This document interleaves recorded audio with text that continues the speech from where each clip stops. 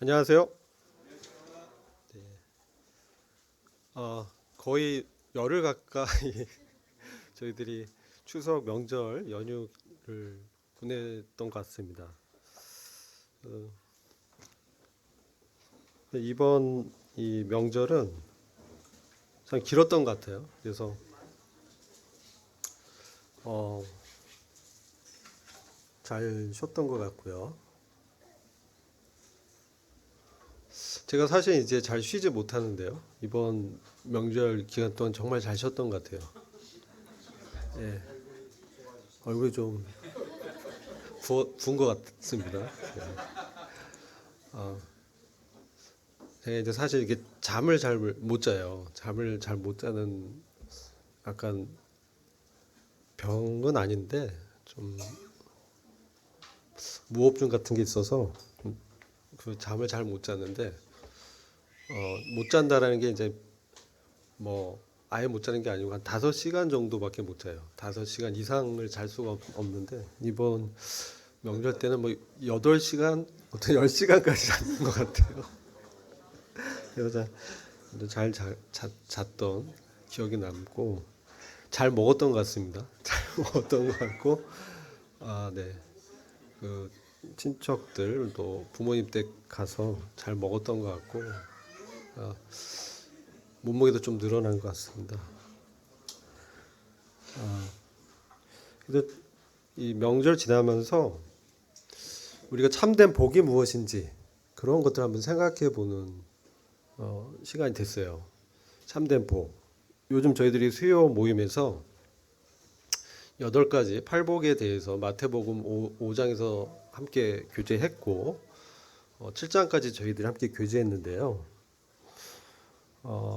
우리가 인생을 살아가는데 참된 행복이 무엇인지, 기쁨이 무엇인지, 복이 무엇인지 우리가 생각하는 이런 가치관들이 있습니다. 근데 성경에서 말씀하고 있는 하나님께서 선언하시는 복이 있습니다. 많이 차이가 있어요. 그래서 그런 부분들을 나누면서 이제 주제로 하나님의 나라에 대해서 한번 우리가 교제를 해야 되겠다 이런 생각을 하게 됐고요. 그래서 하나님의 나라와 의를 먼저 구하는 신앙, 믿음이 이제 주제고 안에 이제 팔복에 대해서 그리고 우리가 마태복음 읽으면서 신약의 서신서와 연결고리가 무엇이겠는가 묵상하면서 십자가의 도를 우리가 팔복이 이 땅에 살아갈 때 성취될 수 있는 신앙의 마음가짐이 무엇이겠는가 그 부분도 같이 나누려고 합니다. 그래서 마태복음 6장 33절 말씀이 우리가 너무나 잘 아는 말씀인데요. 너희는 먼저 그의 나라와 그의 의를 구하라. 그리하면 이 모든 것을 너희에게 더하시리라. 이런 말씀하셨습니다. 이게 사실 이제 주님께서 산상수훈 산에 있는 어떤 언덕 평평한 지역에서 제자들에게 또 주님을 쫓아왔던 허다한 무리들에게 말씀하신 이제 그 말씀이에요. 그래서 먼저 하나님의 나라와 그분의 의를 구하라고 이제 말씀하고 있습니다. 사실 이제 팔복은요 하나님의 의가 나타나는 그리스도인의 성품을 말씀하고 있어요. 그래서 우리가 하나님의 나라와 그의 의를 구하는 하나님의 자녀라면 이러한 이제 성품의 열매들이 나타나야 된다. 그런 부분들을 나누고자 합니다. 먼저는 그 하나님의 나라의 본질이 뭐냐? 그래서 하나님의 나라는 사실 우리가 믿을 때 이미 우리한테 임했어요. 현재적인 측면이 있습니다. 그래서 주님께서 성령으로 그 귀신을 쫓아내셨을 때 이런 말씀을 하셨어요. 내가 만약 하나님의 성령을 힘입어 귀신을 쫓아내는 것이라면 하나님의 나라가 이미 너희에게 임하였다. 당시 바리새인들은 우리 주님이 귀신 쫓는 것을 바알세부 즉 이제 귀신의 동료로서 주님이 이런 일을 했다라고 모욕을 했습니다. 그때 주님이 그렇지 않고 만일 너희들이 내가 귀신을 쫓아낸 것이 하나님의 성령을 힘입어서 내쫓았다고 믿는다면 이미 너희에게 하나님의 나라가 임했다라고 선언하시는 것이죠. 동시에 하나님의 이 나라 혹은 왕국이라고 하죠. 이 왕국은 아직 완성이 되지 않았어요. 그래서 미래적인 어떤 완성이 예정돼 있습니다. 그래서 종말론적이라고 하는데 이것은 언제 완성이 되냐? 주님께서 오실 때, 재림하실 때 이 땅에 하나님의 왕국이 세워질 것입니다. 그것을 예언하셨고요. 마태복음 4장 17절에서 이미 이 천국, 하나님의 왕국이 가까이 왔다라고 주님이 회개할 것을 촉구하셨어요. 그래서 우리가 하나님의 왕국에 들어가려면 하나님께 대한 회개와 주님에 대한 믿음이 있어야 됩니다. 그래서 이 하나님의 나라 왕국은 정리를 하면 미래에 도래할 물리적 장소가 아니라 사실 이 바실레이아라고 하는데 하나님의 통치 자체를 의미합니다. 하나님의 나라가 임했다. 이 얘기가 뭐냐면 나에게 하나님의 통치가 임했다. 내 안에 주님이 오셨다. 이런 의미예요. 그래서 이 나라는 너희 안에 있다. 이렇게 누가복음 17장 21절에서 말씀하셨어요. 그 가운데 주님이 임재하셨고 우리들의 심령 가운데 오셨다는 거죠. 그래서 성령 안에서 누리는 의와 평강과 희락이라고 그 특징을 로마서 4장 17절에서 말씀하고 있어요. 그러면서 동시에 고린도전서 4장 20절에서 하나님의 나라는 말에 있지 않다. 오직 능력과 권능에서 나타난다. 이 말씀하는 것이죠. 그래서 우리가 이 하나님의 나라에 대해서 그래서 팔복에 어떤 관계가 있는지 이 부분을 이제 나누고자 하는 거예요. 자, 이 하나님의 왕국 나라에 들어가는 자격이 있더라고요. 자, 그것은 이제 찾아보면 일단 어린아이의 마음 그런 태도가 중요합니다. 그래서 마가복음 10장 15절을 보면요. 이렇게 주님이 말씀하셨어요. 누구든지 하나님의 나라를 어린아이와 같이 받들지 않는 자는 결단코 들어가지 못하리라. 하나님의 나라, 그분의 왕국, 그분의 통치를 어린아이처럼 수용하지 않는다면 들어갈 수 없는 거예요. 그래서 이것은 어떤 의미냐? 이것은 어린아이의 특징이 굉장히 부모에 대해서 의존적이잖아요. 그리고 굉장히 심령이 이제 겸손해요. 그래서 또한 자신에게는 공로가 없어요. 어린아이들은 내 어떤 노력과 뭐 이것보다는 부모님께 대한 의존과 그리고 그 다스림을 전적으로 수용하는 그러한 태도, 그 태도가 이제 필요하다라는 것이죠.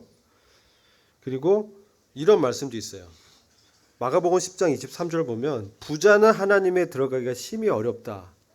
낙타가 바늘귀로 들어가는 만큼 어렵다라고 얘기합니다.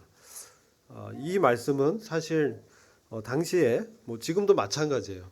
재물을 숭배하는 그런 물질 만능주의 사상이 이제 있었습니다. 그래서 이 부자가 어떤 사람이냐? 하나님의 관점에서 이 부를 이제 축적하는 사람이 아니라 자기의 어떤 그 성공과 자기의 어떤 행복만을 위해서 이 재물을 쌓고 그것을 나누지 않는 그런 사람. 그래서 이런 사람들은 어렵다는 거죠. 그래서 어린아이와 부자를 이렇게 비교하고 있어요. 복음서를 보면. 또 고린도전서 6장 9에서 10절을 보면 불의한 자, 우상 숭배자, 탐욕을 부리는 자는 하나님 나라를 유업으로 받지 못한다. 이렇게 말씀합니다. 그리고 또 누가복음 9장 62절에 손에 쟁기를 잡고 뒤를 돌아보는 자는 하나님 나라에 합당치 않다, 맞지 않다, 어울리지 않다라는 것이죠. 이것은 하나님 나라를 위해서 살려고 한다면 이 세상의 것들에 마음을 뺏기면 안 된다는 것이죠. 이런 부분들이 나라에 들어가는 자격이라고 볼 수 있겠습니다. 물론 당연히 믿음을 갖고 있는 사람들이 나라에 들어가죠. 근데 그 사람들의 태도가 어떠해야 되는가 이것을 말씀하고 있고요. 그다음에 이 유업은 굉장히 중요한 영적 의미가 있습니다. 하나님의 나라 그 통치를 생각해 봤을 때 우리가 하나님의 왕국에 들어가는 것은 이제 천국에 들어간다고 하잖아요. 구원을 받으면 들어가는 거예요. 근데 하나님 나라를 다스리는 자로 들어가는 그것은 다른 거예요. 하나님의 통치를 함께 공유하는 그 상속자라고 합니다. 그리스도와 공동 상속자가 되는 그 통치를 누리는 그 영광에 들어가는 것은 다르다는 것이죠. 만약 내가 주님 믿는데 불의한 일을 하거나 탐욕을 부리거나 우상을 숭배하고 있는 상태에 있다면 그 유업을 누리지 못하는 거예요. 이것은 이스라엘 민족 그 백성이 가나안 땅을 유업으로 받았는데 그것을 얻지 못하고 광야에서 죽을 수밖에 없었던 그런 것들을 한번 생각해 보시면 이해하실 수 있을 겁니다. 그래서 나라에 들어가는 자격, 우리의 태도가 어떠해야 되는지 어린아이와 같이 그것을 추구하고 전적으로 아버지 하나님을 의존하고 그분의 통치를 수용하는 그러한 태도가 중요하다는 것이죠. 그리고 이제 저희가 두 번째 좀 나눌 말씀이 하나님의 의에 대해서 말씀드리는 거예요. 사실 로마서를 보면 전체 주제가 하나님의 의를 다루고 있습니다. 근데 이 팔복에 담긴 이 8가지 복이 사실 하나님의 왕국의 윤리 강령과 같은 것이거든요. 근데 그것은 사실 하나님의 의가 나타나는 그런 것의 현상, 상태, 그리스도인의 성품을 말하는 거예요. 그래서 우리가 이것을 잘 이해해야 됩니다. 왜냐하면 당시 이 팔복을 전할 때 서기관과 바리새인들의 어떤 율법을 지키는 율법 준수에서 하나님의 인정을 받고 우러질려는 그러한 가르침이 있었죠. 근데 그 상태에서 주님이 이제 공생을 시작하시면서 침례자 요한의 침례를 받고 4장에서 마귀의 시험을 받으시잖아요. 3가지 시험을 받으시잖아요. 돌을 떡으로 만들어 봐라. 그렇죠? 그다음 뭡니까? 성전 꼭대기에서 뛰어내려 봐라. 그다음에 나한테 절하면 세상에 영광을 주겠다. 이 3가지 영역의 시험을 주님이 말씀으로 이제 다 이기시죠. 이 3가지 시험은 사실 육체의 정욕과 안목의 정욕과 이생의 자랑을 상징하는 거예요. 그 시험을 주님이 극복하신 것이죠. 무엇으로? 말씀으로. 그래서 그 이후에 이제 4장 17절에서 회개하라 천국에 가까웠다 이 말씀하고 허다한 무리가 주님을 쫓을 때 드디어 5장에서 가르친 첫 번째 메시지가 팔복이었어요. 그래서 당시 만연했던 이 서기관 바리새인들의 외적인 의의를 능가하는 이게 뭐냐? 이게 하나님의 왕국의 백성의 특징으로 바로 내재된 의의 성품을 팔복에서 말씀한 거예요. 이것은 영적인 성품을 얘기하는 것이죠. 근데 사실 이것은 나눠져 있는 것이 아니라 다 연결되어 있고 동시에 우리가 하나님의 왕국의 시민이라면 그리스도인으로서 이러한 성품이 우리 삶 가운데 나타나야 될 것이다. 이렇게 이제 말씀하는 거죠. 그래서 이 마태복음 5장 20절에 이렇게 내가 너희에게 이르노니 너희 의가 서기관과 바리새인보다 더 낫지 못하면 결단코 하나님의 왕국에 들어가지 못하리라. 우리가 생각하는 의로움이 이 바리새인 서기관이 지키는 율법을 지키는 그 의로움보다 더 낫지 못하면 천국에 못 들어간다는 거예요. 이들이 기본적으로 율법 600가지 이상 되잖아요. 이런 거 다 지켰단 말이에요. 근데 그보다 더 상위의 도덕적인 영적인 이런 것들이 있어야 된다는 것이죠. 굉장히 어렵겠죠. 굉장히 어렵죠. 사실은 이제 이것이 우리의 인간적인 능력으로 될 것인가 이런 것도 한번 생각을 해봐야 돼요. 그래서 사실 이것이 우리의 인간의 자력으로는 인간이 쌓은 자기 자신의 노력에 기초한 의로는 절대 이룰 수가 없어요. 그래서 이것은 복음이 필요합니다. 그래서 로마서 1장 17절에 복음에는 이 의가 나타났어요. 사람의 의가 아니라 하나님의 의가 나타나서 믿음으로 믿음에 이르게 하고 또 기록된 바 오직 의는 믿음으로 말미암아 살리라 함과 같으니라. 이런 의가 나타나는 원리는 믿음의 원리에 따라서 나타나는 거예요. 믿음은 하나님과의 관계죠. 대상이 있죠. 내가 하나님께 전적으로 의존하고 그분의 통치를 수용하는 이러한 관계. 이게 없다면 우리가 의인의 삶을 살 수 없다는 것이죠. 팔복의 영적인 특징이 나타날 수 없다는 것이죠. 그래서 이 로마서 6장 17절에는 이와 같이 말씀하죠. 하나님께 감사하리로다. 너희가 죄의 종이었으나 너에게 전하여 준 교리의 뜻, 이 말씀의 가르침을 마음으로부터 순종했을 때 겉의 지식에 멈추는 것이 아니라 내 마음에서 굴복됐을 때, 하나님의 말씀 앞에서 주권을 넘겨드렸을 때, 주님께 나의 인생의 운전대를 넘겨드렸을 때, 그랬을 때 내가 이 죄의 권세에서 해방되고 의의 종이 되는 이러한 하나님의 의인으로 살아가는 팔복에 담긴 율법의 요구가 이루어지는 그런 삶이 나타날 수 있다는 것이죠. 그래서 팔복의 영적 의미를 보면 첫 번째 3절에서 마태복음 5장 3절에서 심령이 가난하다라는 말을 합니다. 이것은 우리의 외모나 어떤 그 외적인 그 부를 얘기하는 게 아닙니다. 이게 물질적인 부를 얘기하는 게 아니에요. 심령이 가난한 거예요. 그래서 이거 심령이 가난한 자는 복이 있다는 거예요. 천국이 그들의 것이다. 하나님의 왕국이 그 소유권이 그들에게 있다는 것이죠. 하나님의 왕국을 우리가 소유하려면 그분의 통치가 우리에게 임하기 위해서는 우리의 심령이 가난해야 돼요. 이게 심령이 가난한 게 어떤 의미일까요? 이것은 사실은 자기가 영적으로 자기 자력으로는 하나님의 율법이나 말씀을 지켜서 하나님 앞에 우러질 수 없다는, 내가 선한 것을 추구하고 살려고 하지만 내 자신에게 악이 존재해서 절대로 나의 자력으로는 하나님의 의를 이룰 수 없다는 것을 인정해야 되는 것이죠. 내가 잘 살아봐야지. 이게 안 되는 거예요, 사실은. 그래서 하나님 앞에 전적으로 겸손히 의존하는 태도를 가진, 사실 이제 저는 이 말씀을 보면서 로마서 7장에서 그가 정말 자기의 자력으로 구원 얻어서 자기 자력으로 하나님의 의를 이루어 보려고, 누구를 사랑해 보려고 해보고 선을 행해 보려고 하고 도덕을 지켜보려고 했는데, 그와 동시에 내 안에 있는 내재된 어떤 악의 존재를 느끼는 것이죠.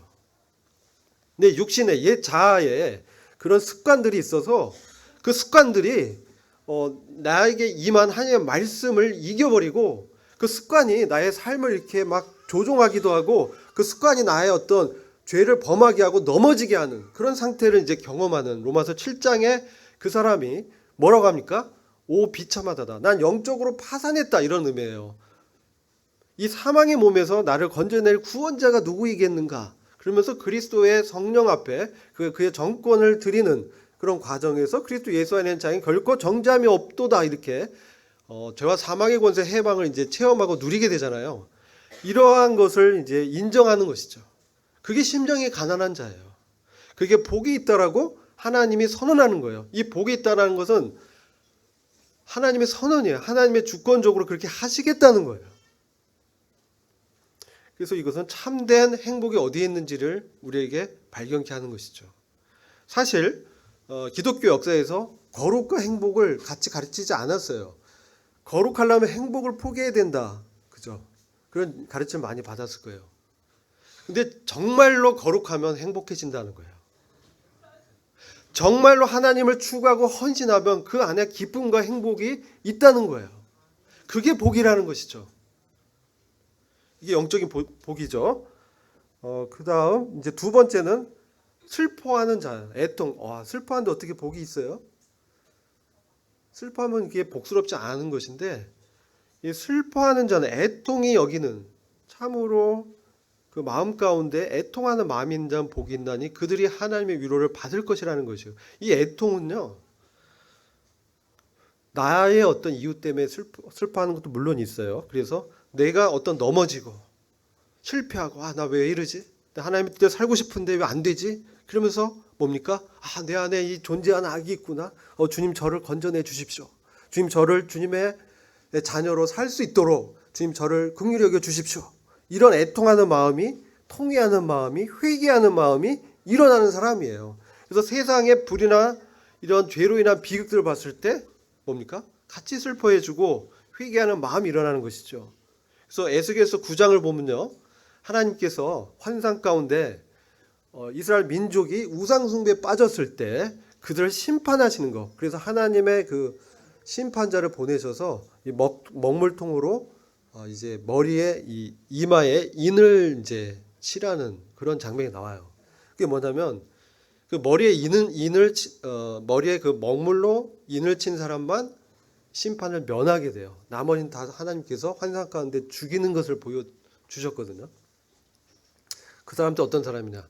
하나님의 백성인데 그들이 세상의 어떤 탐욕과 세상의 어떤 그 성공과 번영을 추구하는 것으로 하나님을 섬기는 것을 최우선으로 하지 않는 영적인 간음 가운데 있는 그 상태에 대해서 슬퍼하고 애통해하고 회개하는 마음을 갖는 사람들이에요. 그러니까 이 사람들 뭐냐면 자기의 어떤 그 범죄 때문만 아니라 그 민족, 백성들, 자기의 동포들을 위한 그러한 마음이 있는 사람들이에요. 다니엘도 9장에서 그가 기도합니다. 하나님 앞에서 뭐라고 기도하냐? 우리가 하나님 앞에서 범죄했습니다. 하나님의 말씀을 지키지 않았습니다. 하나님 저희들을 회복시켜 주십시오. 이렇게 자기를 다니엘 사실은 굉장히 경건한 사람이었는데도 불구하고 민족의 죄와 이스라엘 민족의 그런 범죄와 자기를 동일시 여겼던 그 애통하는 마음이 있었던 자죠. 그런 사람들에게는 하나님의 위로가 있다는 것이죠. 하나님의 구원의 능력이 그들에게 계시된다는 것이죠. 세 번째, 온유한 자는 복이 있나니 그들이 이 세상을, 이 땅을, 이 랜드가 아니라 earth of this, 이 땅을, 이 세상을 기업으로 받게 된다는 거예요.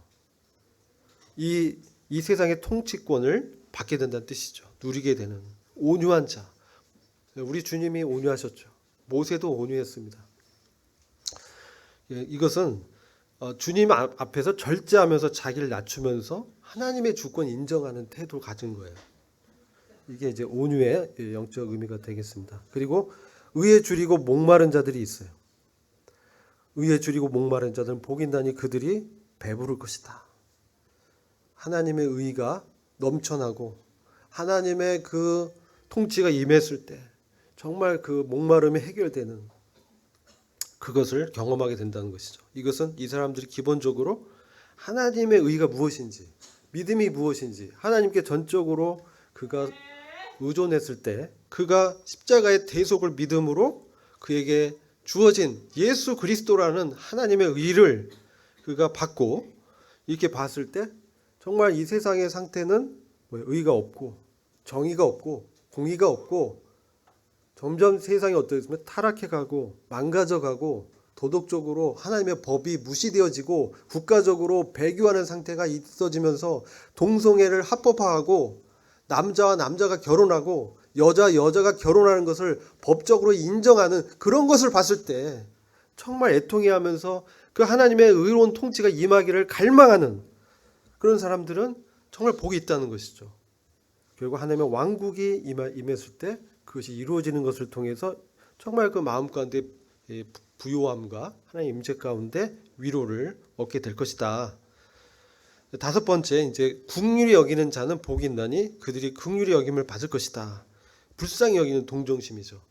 이것이 하나님의 영광의 또 다른 개념이에요. 하나님이 영광스럽다 했을 때 하나님께서 우리의 어떤 조건이나 우리의 어떤 선함을 보고 우리를 불쌍히 여기는 것이 아니고 그냥 하나님의 그 사랑의 근거에서 우리를 불쌍히 여기고 동정하는 거예요. 우리가 뭔가 불쌍히 여길 만한 그런 것들보다는 하나님의 속성과 하나님의 영광이 은혜의 영광이 나타나잖아요. 하나님의 은혜의 영광을 우리가 참여하도록 부르심을 입었거든요. 그랬을 때 이 하나님의 그 마음 아는 것이죠. 그래서 도움이 필요한 자들에게 그런 주님의 마음을 느끼게 되죠. 영적으로 고아와 또 있죠. 아버지가 없는 영적으로 돌봄을 못 받는 구도자라든지 성도들 가운데에서도 영적으로 피폐해 있고 말라져 있는 침체 가운데 있는 그런 걸 봤을 때 비판하기보다는 불쌍히 여기는 마음을 느끼면서 자기에 대해서 판단과 할지라도 그들을 이제 용납하는 것이죠. 그런 사람들은 오히려 하나님 나라가 임할 때 하나님의 긍휼을 이제 누리게 되는 것이죠. 또 마음이 청결한 자 복이 있나니 그들이 하나님을 볼 것이다. 우리가 마음이 청결하면 어떻게 됩니까? 이 대중 목욕탕 가서 닦으면 청결해지나요? 막 샤워하고 막 하면 내 마음이 시커먼 마음이 보이죠, 그죠? 내 마음에 있는 그런 악한 욕망들, 그죠? 하나님의 말씀으로 깨끗해지는 것이죠. 베드로가 주님이 이제 발을 씻기려고 하니까 오히려 이렇게 주님을 내가 해야 되는데 절대 제 발을 씻지 마십시오 하잖아요. 근데 주님이 내가 씻지 않으면은 너 발을 이렇게 씻어주지 않으면 나와 상관없어. 왜냐하면 온몸이 깨끗한 자는 목욕할 필요는 없어, 그죠? 근데 발은 이 세상에 살면서 더럽혀져요. 그리고 이 들어오는 것들로 인해서 내 마음이 막 어려워지고 더러운 마음들이 이렇게 들어오는 경우가 있습니다. 그랬을 때 하나님의 말씀은 우리를 이제 깨끗게 할 수 있죠. 그래서 이런 내적인 깨끗함, 또 진실한 이런 마음이 있는 사람들은 하나님을 대면하는 거예요. 하나님 보는 거예요. 그죠? 주님을 봤을 때 우리가 하나님을 보는 것이죠. 우리 말씀 가운데, 우리 삶 가운데 주님의 개입과 역사가 있을 때 우리 하나님을 만나고 보는 것이죠. 그 다음에 화평케 하는 자는 또 복이 있습니다. 이 화평이 정말 어려운 것 같아요. 왜냐하면 이 가치관의 충돌이 있는 세계에 살기 때문에 정말 이제 어렵죠. 나와 생각이 다르고 가치관이 다르고 기준이 다른 사람들과 어떻게 화목할 수 있느냐. 하나님의 통치 가운데 있는 사람은 그 마음 가운데 복음으로 말미암아 내 어떤 의지, 나의 것을 주도하고자 하는 그 마음들이 어떻게 돼요? 죽었잖아요. 십자가에 못 박혔잖아요. 그러니까 그런 사람들은 뭡니까? 진정으로 중재할 수 있는 거예요. 그래서 그들이 하나님의 아들이라 일컬음을 받을 수 있는 것이죠. 이게 하나님의 사역 중에 하나예요. 화평케 하고 화목케 하는, 복음을 전하면서 또 복음에 합당한 증인의 삶을 살 때 이런 갈등들이 이제 멈추고 진짜 참된 하나님의 평화가 임하게 되는 것이죠. 그들이 하나님의 아들이라 일컬음을 받는다는 것이죠. 그 다음에 가장 최절정 마지막에 말씀을 이제 하시는데요. 고난 가운데 있는 사람이에요. 근데 뭐 때문에? 이 하나님의 의 때문에. 그들은 천국이 또 그들 것이 되는 거죠. 마태복음 5장 10절의 말씀이죠. 그래서 우리가 어떤 고난 가운데 있는가? 예를 들어 시국이라든지 이슬람이라든지 정말 어떤 외적 고난 가운데 있죠. 믿으면 잡아다 죽이잖아요. 고문하거나 매질하거나 실제 이제 그러한 박해 가운데 있습니다. 그러면 우리가 또 영적인 시련들이 있습니다.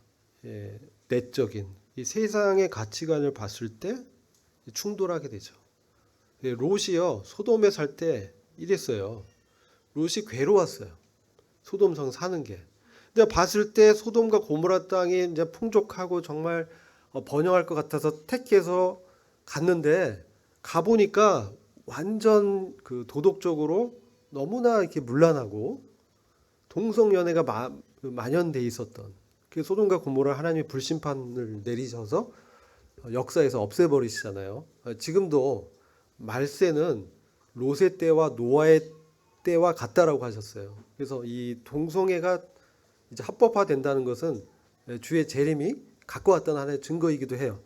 이런 세상의 가치관과 나의 가치관이 충돌하죠. 그리고 이 그리스도와 진리 때문에, 그리스도 그분 때문에, 또 그 진리 때문에 때로 우리가 이단 시비도 붙게 되고 또 소외되고 사회에서 소외되는 이런 영적, 내적인 핍박, 고난이 실제 있습니다. 왜 이런 고난을 당하냐? 왜냐하면 우리가 하나님의 말씀을 받고 구원받았을 때 우리가 세상에 속한 것이 아니라 하나님의 것이 되기 때문에 세상이 자기 것이 아닌 존재들을 영적으로 미워한다고 되어 있어요. 그죠? 그래서 실제로 이러한 가치관의 충돌이 있습니다. 근데 사도들은 어땠습니까? 그들의 신앙 때문에 그들이 받는 고난을 오히려 기뻐했습니다. 왜? 내가 그리스도의 고난에 동참하는 영광에 참여하기 때문에 그걸 기뻐했어요. 매우 아이러니합니다. 오히려 더 이제 움츠러들고 오히려 피해야 되는데 오히려 고난 받기를 그 합당한 자로 왕국의 통치에 들어가기에 합당한 자로 여기면서 고난을 기뻐했다는 거죠. 팔복세상 가치관은 이걸 이미 말씀드렸는데 이 왕국 하나님 나라의 가치관과 세상의 지혜는 정반대예요. 세상은 권력을 추구하고 인기를 추구하고 부를 추구합니다. 근데 왕국의 가치관은 그렇지 않잖아요. 그래서 충돌이 일어날 수밖에 없어요. 심령이 가난한 자, 반대말이 교만이죠.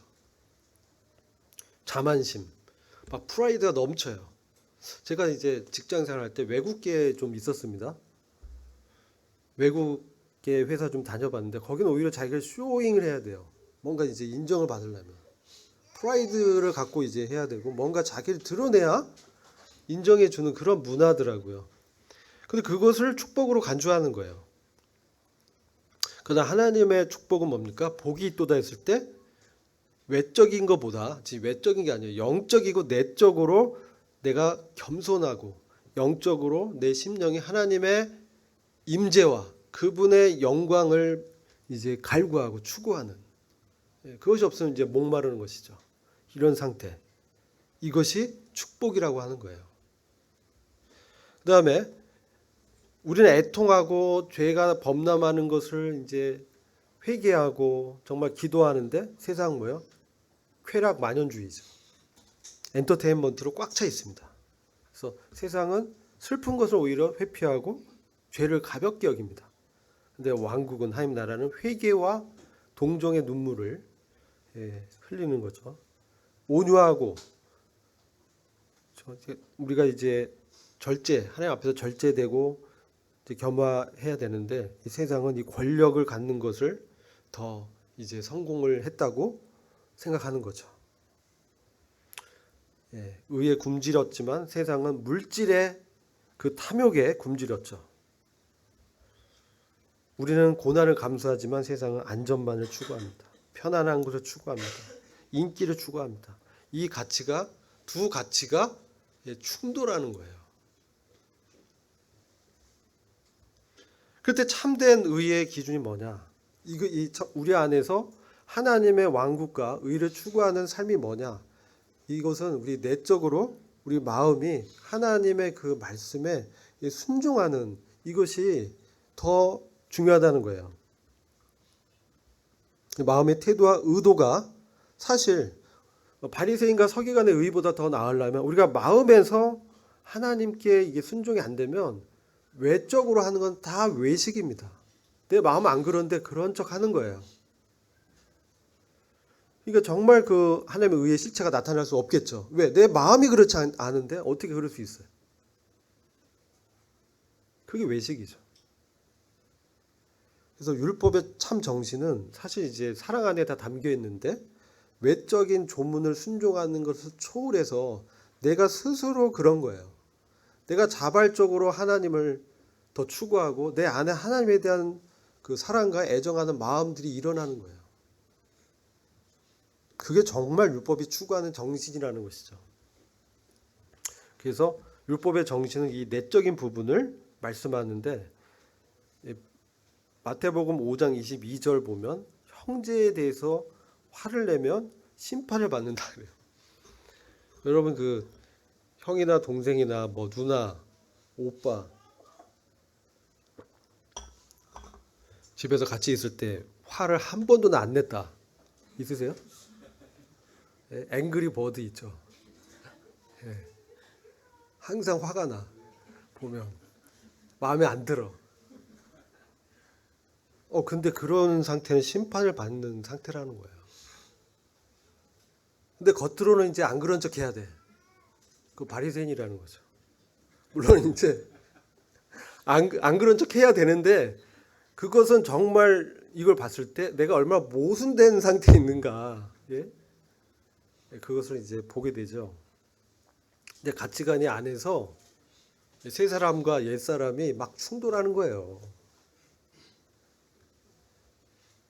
그래서 주님은 이런 분노도 마음속에 살인이다. 미워하는 거 살인이다. 그래서 그런 마음이 있으면 예배 드리지 말고 먼저 화해해. 이렇게 얘기하는 거죠. 그래서 저 예전에 제가 이제 신혼 초에 제가 운전을 잘 못했어요. 지금도 잘 못하는데 그래서 우리 자매한테 쿠다리를 많이 먹었어요.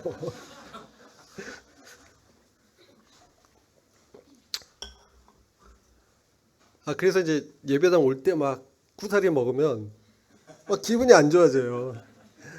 이렇게 차선을 똑바로 맞춰라. 이게 누가 모르나? 안 맞춰지는 건데. 예. 막 힘들어요.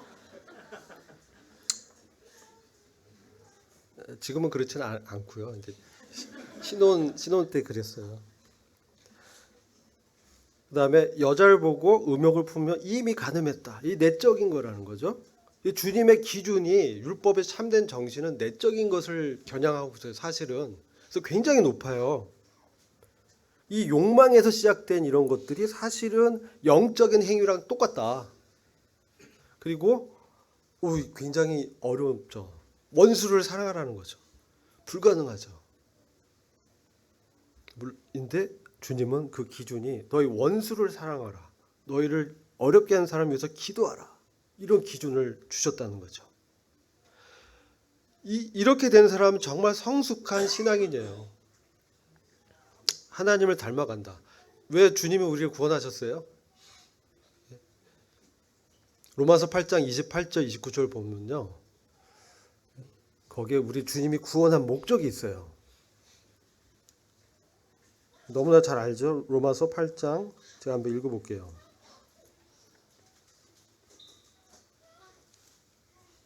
8장 28절 보면 우리가 알거니와 하나님을 사랑하는 자, 그 뜻대로 부르심을 입은 자들에게는 모든 것이 합력하여 선을 이루느니라. 선을 이루길 우리가 얼마나 원합니까? 착하게 살고 싶고 정말 의로운 삶을 살고 싶고 그렇지 않나요? 그런 게 없으면 내가 정말 구원 받았는지 의심해 봐야 돼요. 성령이 없을 수 있어요. 왜냐하면 성령이 있는 사람, 새 생명이 있는 사람은 그 하나님을 추구하게 돼 있거든요. 그렇지 않으면 내가 병들었거나 영적으로 침체 깊어졌거나 구원이 아닌 것이죠. 성경에서 말하는 구원이 아닌 거예요. 그 생명이 없는 거예요. 그래서 정말 하나님을 사랑하는 마음이 일어나는 거죠. 왜 내가 주님이 우리를 먼저 사랑해서 십자가에서 자기를 생명을 주셨잖아요. 그 주님의 생명을 주셨잖아요. 그러니까 그것을 받은 자는 하나님을 사랑하게 되고 그 뜻대로 부르심을 입은 자들은에게는 모든 것이 합력하여 선을 이룬다. 이러면서 그럼 선이 뭐냐? 하나님이 미리 아신 자들로 또한 그 아들의 형상을 본받기 위해서 미리 정했다. 이게 하나님의 선이에요. 아들의 형상을 본받게 해서 예수 그리스도가 많은 형제 중에 맏아들이 되게 하는 거. 이게 하나님의 선이에요. 그래서 우리를 구원하신 거예요. 아들의 형상을 본받게 하기 위해서.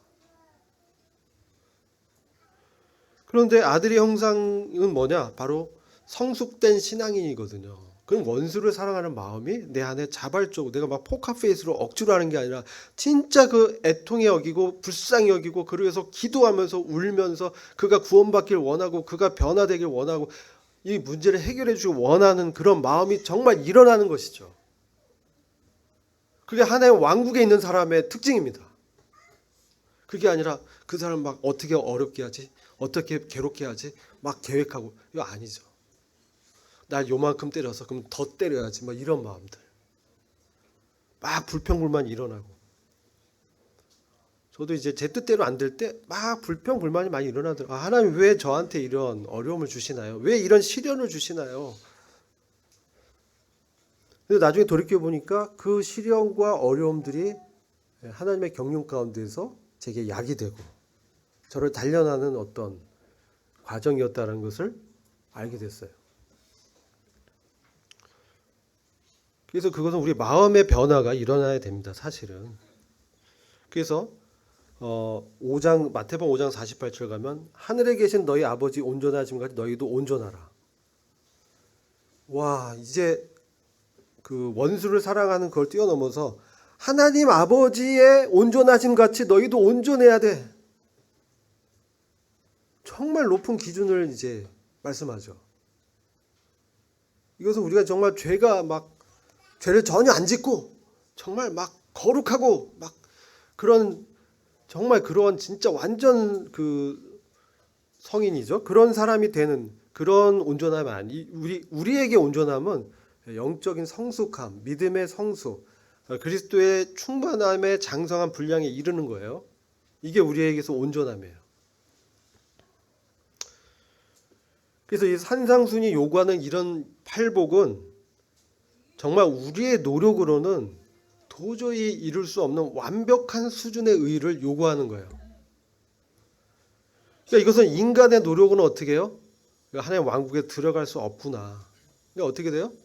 하나님의 용납함과 하나님의 긍휼과 하나님의 은혜가 절대적으로 필요한 자구나. 그래서 처음에 심령이 가난한 자를 말씀하는 거예요. 심령이 가난한 자가 마지막에 그 의를 위하여 고난을 받는 수준까지 자라는 거예요. 그게 바로 온전한 하나님의 의가 나타나는 상태는 것이죠. 그 목적으로 우리를 부르셨어요. 아들의 형상을 닮아가도록. 십자가에서 죽으시면서까지 아버지여 저들 용서하시옵소서. 용서하는 마음이 일어나는 거예요. 그 바리새인들, 그 자기를 못 박은 그 로마 병사들 보면서 아버지 저들이 하는 짓이 무엇인지 천지분간을 못하고 있습니다. 저들을 용서해 주십시오. 스데반이 막 돌로 막 맞으면서 죽어가면서 뭐래요? 막 돌을 그 영화 보면 막 스데반이 돌 맞잖아요. 막 피 터지고 하는데 막 하면서 영광에 계신 주님을 보죠. 그러니까 고난 가운데 있는 사람은 하나님의 영광의 임재를 경험해요. 그러면서 그 주님이 주는 위로로 그분의 그 임재의 능력으로 그 사람들 용서하는 마음이 이렇게 일어나는 거예요. 그러면서 저들의 죄를 용서해 주십시오. 이 기도를 하는 거죠. 그래서 사도 바울이 회개하고 돌아오게 되잖아요. 결국 역사가 일어나는 것이죠. 은혜의 필요성. 우리는 완벽하지 않습니다. 그러나 그리스도 안에서 우리는 완벽하신 분의 그 의를 입는 것이에요. 그리고 우리가 성령의 능력으로 날마다 우리의 믿음의 그 충만한 분량, 그리스도의 성품이 나타나도록 나가는 것이죠. 이것이 그의 나라와 그의 의를 구하는 삶입니다.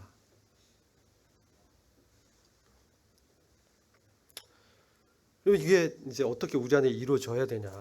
히브리서 10장 16절 말씀을 보시면 우리가 옛 언약, 이 율법으로 하려면 이게 안 되죠. 그래서 우리에게 주신 새 언약이 있습니다. 그것은 예수 그리스도의 피 가운데 세워진 새 언약은 나의 법을 우리 마음에 두고 우리 생각에 기록하겠다라고 하신 거예요.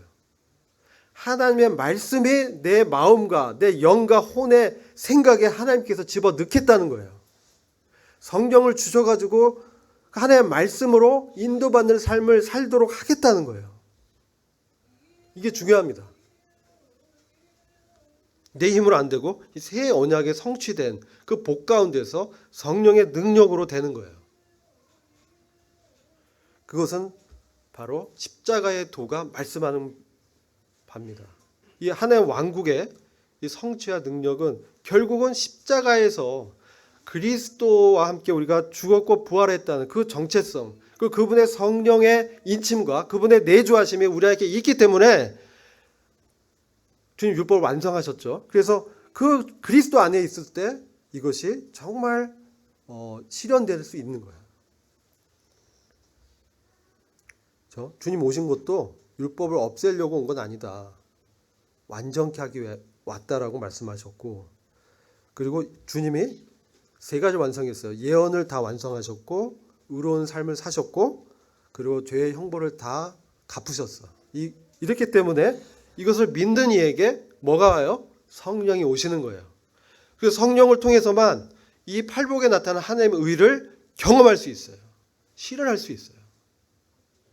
그래서 로마서 8장 4절에 육신을 따르지 않고 그 영을 따라 행하는 우리에게 율법의 요구, 그 팔복에 나타나는 하나님의 의가 성취되게 하시겠다는 거죠.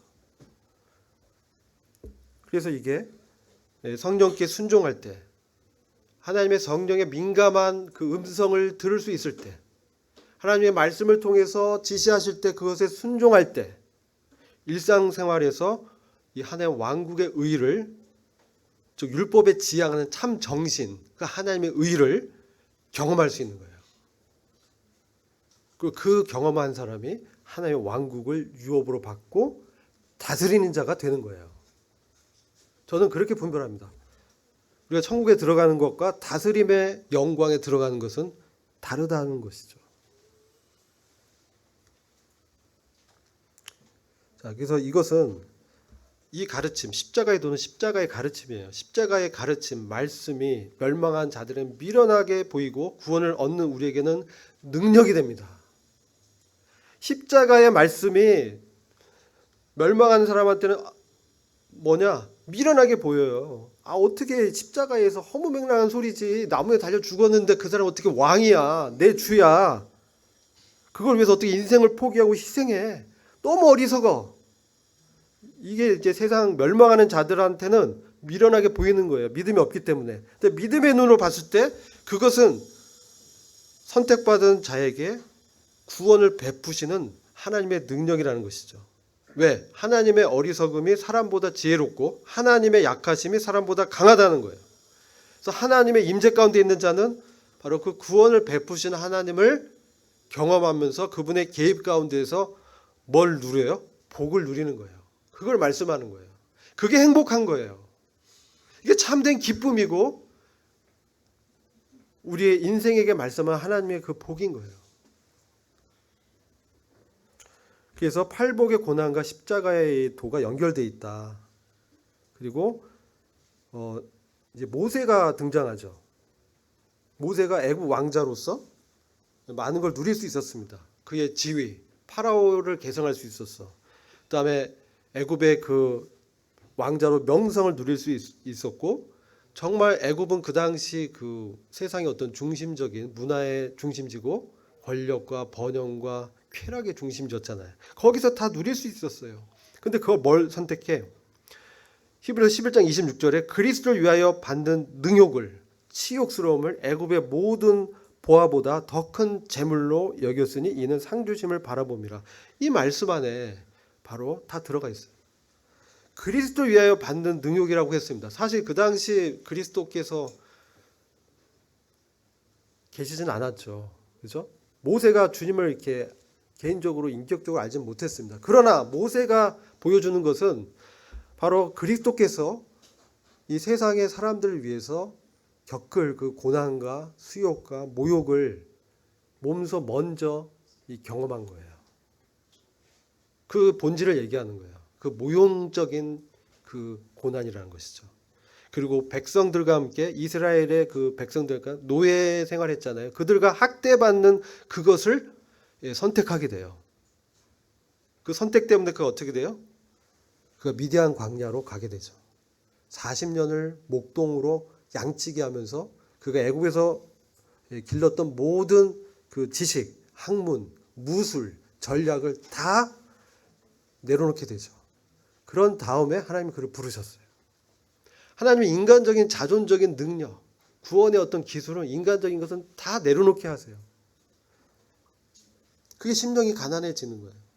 그래서 고난도 주시고 실패도 경험케 하시고 연단하시고 그 연단되어야 하나님의 그 성품을 의존하게 되고 그것의 가치를 인정하게 되는 것이죠.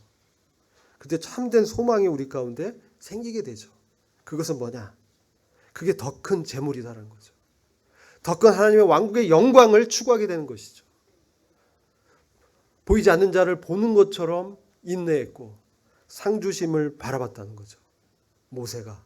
그래서 이 고난을 오히려 그리스도를 위하여 받는 능욕을 저희에게 뭐겠어요? 저희가 그리스도를 위하여 받는 능욕이 뭐가 있겠습니까? 복음 위에서 우리가 거절당할 수 있고 그리고 교회에 또 말씀의 진리를 우리가 지키기 위해서 우리가 모임에 참석해야 되고 이 세상의 어떤 그런 것들로부터 우리가 소외되고 그리고 이단 시비도 붙게 되고 이런 모든 이런 것들이 또 우리가 교회 은사대로 섬기기 위해서 나의 세상적인 것들을 포기하고 은사와 재능을 따라서 믿음의 역량에 따라서 교회의 덕을 세우는 것. 이게 그리스도의 고난에 동참하는 거예요.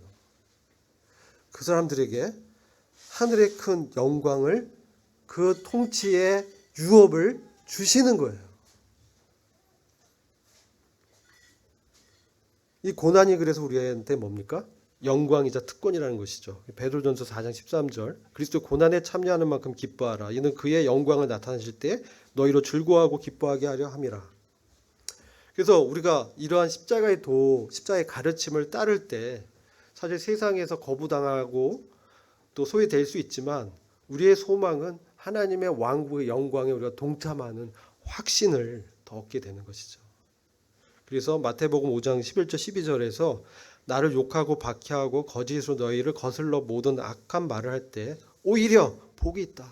기뻐하고 즐거워하라. 하늘에서 너희 상이 큼이라. 이렇게 말씀하고 있습니다. 여러분 이제 우리가 명절 지내면서 뭐 고기도 먹고 떡도 먹고 맛있는 거 많이 먹고 살도 채우고 잠도 충분히 자고 누렸습니다. 근데 이런 것도 하나님께서 이렇게 맛보게 하세요. 그리고 누릴 수 있도록 마음의 여유를 주세요. 전도서 말씀해 보면요, 이 세상의 분복이 그런 걸 누리는 거, 기뻐하고 참여하는 거, 이게 우리의 분복이라고 말씀해요. 사실 전도서 5장에 보면은 그 말씀이 있습니다. 이 세상에서 주신 분복대로 우리가 기쁨을 누리고 결혼하고 사랑하고 행복하는 거. 근데 그것이 이 하나님의 영광과 그 나라의 우선순위 가운데서 그것이 누려지는 게 복이에요. 그렇기 때문에 우리 요셉이 말한 형통함, 창세기에 나온 형통함이 있습니다. 또 시편 1편에 보면 복 있는 자는 하면서 쭉 말씀을 해요. 말씀을 주야로 묵상하고, 그죠? 이런 자는 악을 멀리하고 그런 자를 이제 형통케 하시겠다. 이 형통은요, 근데 세상에서 번영되고 막 어려움이 없는 그런 형통이 아니에요. 오히려 요셉과 같이 또 모세와 같이 이 다윗과 같이 여러 역경과 고난 가운데서 하나님의 뜻이 그 사람의 삶 가운데서 이루어지는 것, 그것이 형통이라고 정의하고 있어요. 그게 복입니다. 그걸 보고 우리가 기뻐할 수 있는 거예요. 왜 즐거워합니까? 왜 산모가 해산하는 수고 가운데 해산의 수고가 없어지지 않습니다. 고통이 있습니다. 그러나 나아진 그 아이를 보면서 기뻐하죠. 아이를 낳기 때문에. 우리의 구원이 그런 것입니다. 우리가 이 하나님의 왕국이 그런 것이에요. 그래서 우리가 이 땅 가운데 사실 유한합니다. 길어야 100년입니다. 물론 100살 넘을 수도 있겠죠. 이 유한한 세상에서 영원을 바라보면서 하나님의 왕국의 가치관으로 저와 여러분이 살 때 정말 큰 복과 기쁨과 행복 가운데 있게 되고 그 현세에서도 누리게 되는 거예요. 그러니까 그 삶을 위해서 여러분이 이제 나머지 이제 잘 쉬었잖아요. 이제 그러면 나머지 날들도 그런 가치관에서 우리가 헌신하고 하나님께 몸을 드리고 성령의 인도함에 따라 민감하게 주님을 섬기고 몸된 교회에 동역하고 함께 참여하는 이것을 하나님께서 상 주신다는 거예요. 저 여러분이 그런 자들이 되기 원합니다. 기도하고 마치겠습니다. 아버지 하나님 감사합니다. 오늘 그 팔복을 통해서 하나님 나라 그 왕국의 영광 그 의로운 삶을 말씀하신 것을 감사합니다. 저희들이 그런 자들이 되기 원합니다. 성령으로 충만케 하여 주시고 제가 항상 주님을 의식하면서 주님 안에서 사는 놀라운 그 삶의 비결을 사도 바울이 일체의 비결을 감옥에서 체험한 것처럼 저희 삶 가운데서도 경험할 수 있도록 참된 복을 내려주시기를 간절히 기도합니다. 우리 예수 그리스도의 귀하신 이름으로 감사하며 기도드렸습니다. 아멘.